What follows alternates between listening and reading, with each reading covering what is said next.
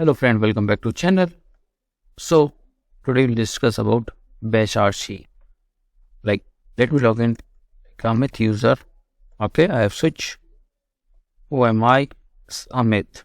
Now if I say alias, so this many alias is set it for me. I have created a custom alias called pp. If I do pp, it will ping localhost. Let's try it. pp. Oh, it's working. But now I'm saying this many alias is set it on my environment, but I am giving my system to someone else. And if they run this thing, they might get uncomfortable, like if they are running the pp is getting ping and they are not familiar with this.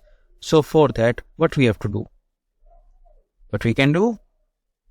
Load bash with -no rc. So what is going to happen? Bash will get loaded without reading bash rc. Okay. Now if I run alias, there is no alias. If I run pp, command not found, because pp is being treated like a command which is not found. But if I use bash here, if I run pp, from alias is getting read and alias is set in dot bash rc. See, this how it's work. Whenever user login, his bash profile get reread, but in some condition we don't want to get the bash rc loaded. So what we can do? Bash -no rc. This is the command which will save you, and all the aliases and all the setting what you have done in bash rc file will get removed.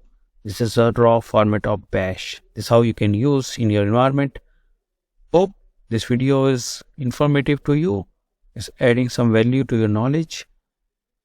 Keep learning. See you in next video. Till then, bye bye.